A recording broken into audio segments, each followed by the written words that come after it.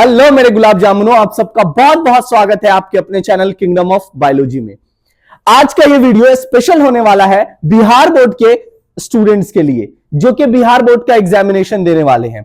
इस वीडियो में हम लोग बात करेंगे कि वो कौन से ऐसे 5 मिस्टेक्स हैं जो आपको बिल्कुल भी एग्जामिनेशन हॉल में नहीं करना है मेरे भाई। तो फटाफट से बिना आपका ज्यादा समय लिए आइए मैं स्ट्रेट पॉइंट पे चलता हूं और समझाता हूं कि वो कौन से ऐसे मिस्टेक्स हैं जो आपको एग्जामिनेशन में बिल्कुल नहीं करने।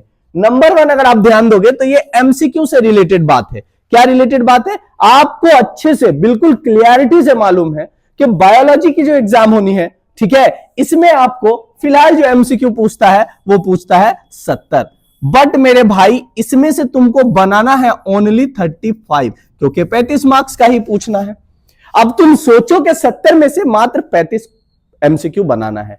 होता क्या है कि जो एग्जामिनेशन पेपर आता है, कई बार ऐसा देखा गया है कि इस पेपर में जो शुरू के कुछ क्वेश्चंस हैं, या मान लीजिए मिक्सअप करके क्वेश्चन डाला, तो हो सकता है आपको शुरू का 15-10 क्वेश्चन बहुत भारी लगे। फॉर एग्जांपल 10 क्वेश्चन बहुत भारी लगा, क्वेश्चन देखे और आपका कॉन्फिडेंस वहीं जमीन पे, आप कहे ओ माय गॉड हमसे तो ये 10 बना ही नहीं, लगता है बनेगा ही नहीं, और बिल्कुल टेंशनाइज्ड हो गए शुरू में ही।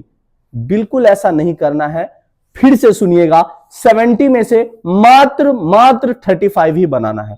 तो जबरदस्ती का परेशान नहीं हो जाना है एग्जामिनेशन हॉल में एमसीक्यू देख करके। दूसरा यही ध्यान रखना है कि इसी दौरान जब आपको कॉपी मिलता ही है तो कई बच्चे रोल नंबर वगैरह भरने में, ओएमआर को सर्कल करने में बहुत मिस्टेक्स करते हैं। और क्लासरूम में भी मैंने जितनी दफा टेस्ट लिया है, कई सारे ऐसे बच्चे हैं जिनको 35 एमसीक्यू बनाना था, 38 बना दिए, 36 बना दिए। ये एक कॉमन प्रॉब्लम है। उसका रीजन क्या है कि हम देखते हैं क्वेश्चन नंबर 1 का होगा, मान लो आंसर डी है ना, तो फटाफट से जाते हैं आंसर वाले सेक्शन पे, मार देते हैं डी में से, फिर अगला बना, अगला किया। ऐसे नहीं करो, पहले इत्मीनान से क्वेश्चन पढ़ लो, आप देख लो छोटा छोटा पॉइंट में उसको देख लो, और एक ही बार ओएमआर रंगना शुरू करो। और जब आप ओएमआर रंगो तो एक और खास बात का ध्यान रखना है, यह मिस्टेक भी बहुत कॉमन है कि अगर फॉर एग्जांपल 1 का आंसर बनाए हैं आप, 2 का भी बनाए हैं, 3 का भी बनाए हैं, 4 नहीं बनाए हैं और 5 बनाए हैं, रंगना था 5 के ए में, रंग दिए 4 के ए में, बाद में एग्जाम में कह रहे हैं भाई बहुत टेंशन हो गया, व्हाइटनर खोज रहे हैं, सर से पूछ रहे हैं क्या होगा नहीं होगा, सर कर दे क्या, रंग दे क्या। रिलैक्स, यही मिस्टेक है, यही वो मेन मिस्टेक है जो आपको नहीं करना है। तो ओएमआर भरते वक्त अपने दिमाग को ओपन रखिए और इत्मीनान से भरिए, ठीक। ये एमसीक्यू पे हमारा बात था कि इसमें आपको धरफर नहीं करना है। आगे बढ़ते चले तो बोला शॉर्ट क्वेश्चन। अच्छा, तो दूसरा जो पॉइंट है अपना, ये है शॉर्ट क्वेश्चन। यहां क्या होता है कि आपको मिलता है 20 क्वेश्चन, जिसमें से आपको बनाना है 10 क्वेश्चन, ठीक। यहां भी सेम परिस्थिति के हिस्सा के शुरू का कुछ नहीं बना था, आप टेंशन आइज, अरे मेरे भाई शॉर्ट क्वेश्चन है। और एक और बात इससे भी जरूरी कि यहां क्या करते हैं, कई सारे स्टूडेंट्स को मैंने देखा है कि यहां क्या होता है कि 2 मार्क्स में जैसे एक हेवी क्वेश्चन पूछ दिया, फॉर एग्जांपल पूछ दिया कि व्हाट इज मेंस्ट्रुअल साइकिल, एक कॉमन क्वेश्चन है, या डबल फर्टिलाइजेशन भी पूछता है कई दफा। तो आपको यहां पे उसको इलैबोरेट नहीं कर देना है कि सर मेंस्ट्रुअल साइकिल है तो इसके 4 फेज है, लाइए चारों फेज को डिफाइन कर देते हैं, क्योंकि हम तो घर से रट के आए हैं। होगा क्या कि आप एक ही क्वेश्चन लिखने में इतना समय ले लोगे कि आपके बाकी क्वेश्चंस रह जाएंगे। तो जो शॉर्ट क्वेश्चन जब बनाना है तो इस बात का बिल्कुल ध्यान रखना है कि ये मिस्टेक नहीं हो। साथ ही साथ जब आप बना रहे हैं तो जैसे सेक्शन ए बनाए या एमसीक्यू, सेक्शन बी जब आप बनाए शॉर्ट तो उसको एक ही साथ बनाए। ऐसा नहीं है कि एक लॉन्ग डाल दिए फिर एक शॉर्ट, ये खिचड़ी आपको नहीं करनी है। तो ये एक बहुत ही बड़ा मिस्टेक है जिसको आपको ठीक कर लेना है कि शॉर्ट को इतना ही लिखना है जितना शॉर्ट के लिए सफिशिएंट आंसर है, जबरदस्ती का नहीं लिख देना है। अब जैसे मैं मेंस्ट्रुअल साइकिल का एग्जांपल लिया तो वहां तुम मेंस्ट्रुअल साइकिल में तुम लिखे कि क्या है मेंस्ट्रुअल साइकिल, 2-3 लाइन में डिफाइन के, 4 पेज है तो उसके नाम लिख दिए, हो गया, वहां से निकलो। ऐसा नहीं है कि उसको लग गया डिफाइन करने में तो फिर अगला क्वेश्चन तुम नहीं कर पाओगे। चलिए आगे बढ़ते हैं। अब आते हैं लॉन्ग क्वेश्चन में। यहां आपको जिन बातों का ध्यान रखना है, यहां क्या कहा गया कि 6 क्वेश्चन पूछेगा, इसमें से बनाएगा 3। और पिछले कुछ वर्ष में जो बिहार बोर्ड क्वेश्चन पूछ रहा है, यानी जो तरीका है, इसमें अब एक क्वेश्चन नहीं रहता है 5 में, उसमें 2-3 क्वेश्चन मिला के दे देते हैं। तो इस बात का भी आप खास ख्याल रखो कि सबके बारे में थोड़ा थोड़ा लिखो। ऐसा नहीं है कि पूछ दिया एक क्वेश्चन, फॉर एग्जांपल वहीं से लेता हूं कि मेंस्ट्रुअल साइकिल पूछा और उसके बाद एक और क्वेश्चन पूछ दिया, फॉर एग्जांपल प्लासेंटा के हार्मोन का नाम पूछ दिया या किसी भी हार्मोन का फंक्शन पूछा, तो तुम ये तो लिख दिए खूब, इसमें आधा लाइन लिख के, एक लाइन लिख के छोड़ दिए। तो भाई मेरे, मैं फिर से कहूं, 2.5 और 2.5 इस तरीके से 5 नंबर मिलेगा, है ना। ऐसा नहीं है कि इसमें ज्यादा लिख दोगे तो इसमें दे देगा 4 नंबर, इसमें कम लिख दोगे तो इसमें दे देगा 1 नंबर, कहेगा लाओ दोनों मिला के हो गया 5। ऐसा वाला सिस्टम नहीं है मेरे भाई।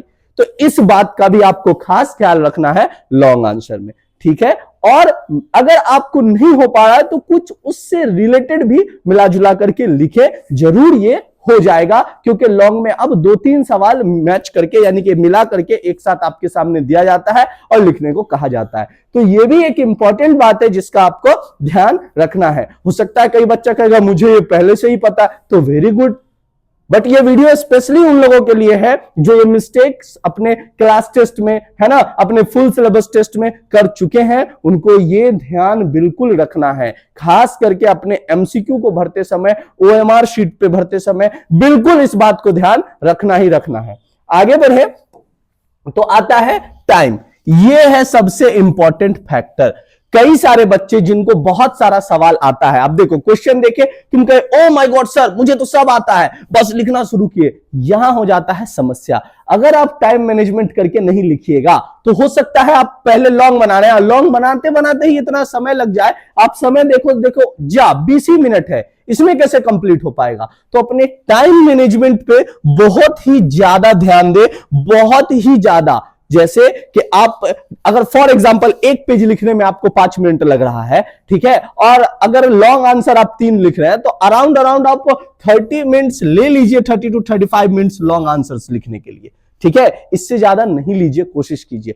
बहुत मैक्स लिए तो 40 ले लिए, लेकिन उसी के अंदर में डन कर लीजिए। फिर उसके बाद शॉर्ट आंसर उसी हिसाब से लिखिए। जैसे कि मैंने अभी जस्ट बताया कि कई लोग शॉर्ट में देखते हैं कि एक अच्छा क्वेश्चन पूछ दिया, इलेबोरेट करने लग गए और जिसके कारण उनका लॉन्ग छूट जाता है। और ये एक बहुत कॉमन मिस्टेक है जो हर साल स्टूडेंट्स करते ही करते हैं और आते हैं एग्जामिनेशन के बाहर, ओ शिट मेरा वो क्वेश्चन छूट गया, आता था लेकिन बना नहीं पाए क्योंकि समय नहीं मिला, क्योंकि मेरे भाई आपने समय देखा नहीं, अरेंज नहीं किया टाइमिंग को। तो टाइमिंग शेड्यूल करके आराम आराम से लिखे और बिल्कुल ध्यान रहे इस बात का कि कितना लिखना है आंसर्स को। ऐसा नहीं है कि कोई एक लॉन्ग आ रहा है तो उसको लिखे जा रहे हैं, ये सिस्टम बिल्कुल नहीं होना चाहिए। बहुत इत्मीनान से तुमको आंसर लिखना है और उतना ही लिखना है जितना क्वेश्चन कह रहा है। जैसे फॉर एग्जांपल किसी क्वेश्चन को आपको 3 क्वेश्चन आ रहा है, ठीक है, या फॉर एग्जांपल 6 ही क्वेश्चन आपको आ रहा है, तो कोशिश करो उन 6 में से जो मॉडरेट टाइप में आंसर्स हो, यानी जो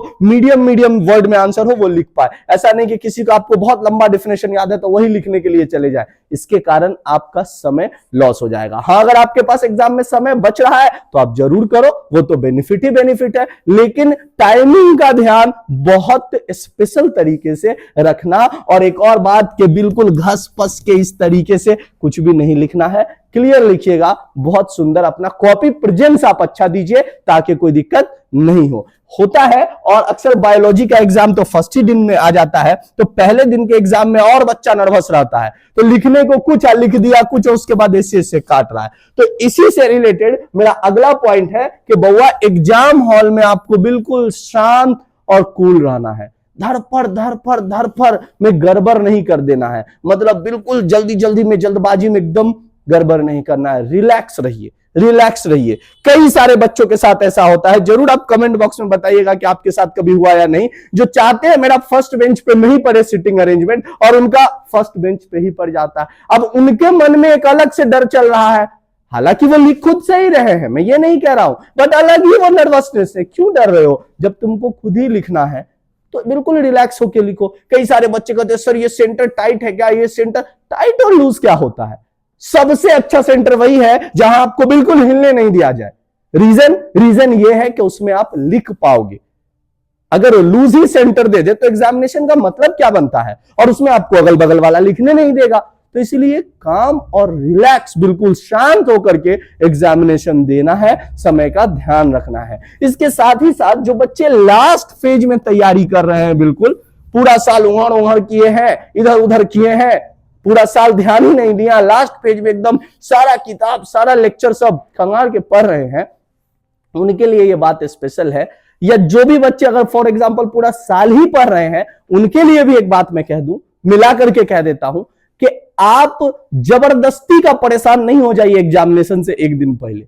कई सारे बच्चे होते हैं ओवर टेंशन के कारण एग्जामिनेशन खराब जाता है उनका, ओवर थिंकिंग के कारण एग्जामिनेशन खराब जाता है।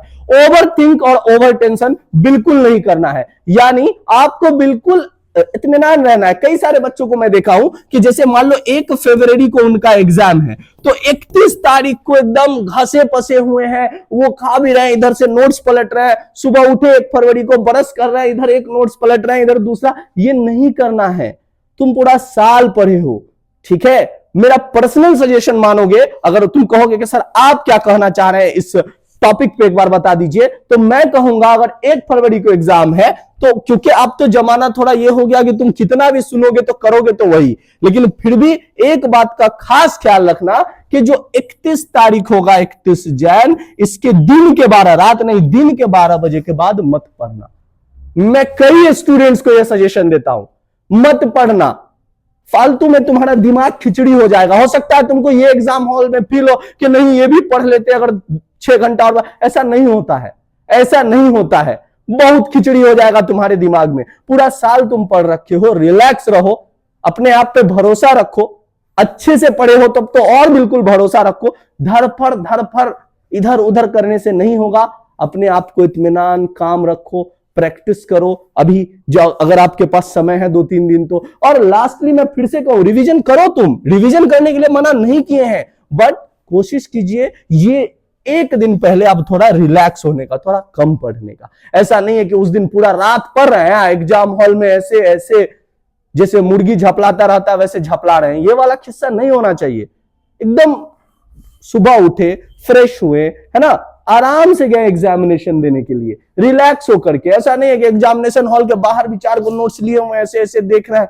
ये अच्छी आदतें नहीं है। इससे आपको एग्जामिनेशन हॉल में कई सारे क्वेश्चंस पे कंफ्यूजन हो सकता है। तो इस बात का भी खास ख्याल रखें, है ना। तो एक दिन पहले आप थोड़ा पढ़ाई कम करें, शाम में मन हो तो थोड़ा टहल वहल ले, कुछ पसंदीदा खाने का मन है तो वहां जाके खा ले, अरे मोमो ही खाने का मन है तो जाके थोड़ा सा खा लो, ठीक है। खाना वाना खाओ, रात में मस्त आराम से नींद लो, है ना। क्योंकि अगर सोगे नहीं तो एग्जामिनेशन हॉल में तुमको बहुत दिक्कत होगा, ओवर टेंशनाइज्ड हो जाओगे। इसीलिए आराम करो, रेस्ट करो, सुबह उठो फिर पढ़ने जाओ।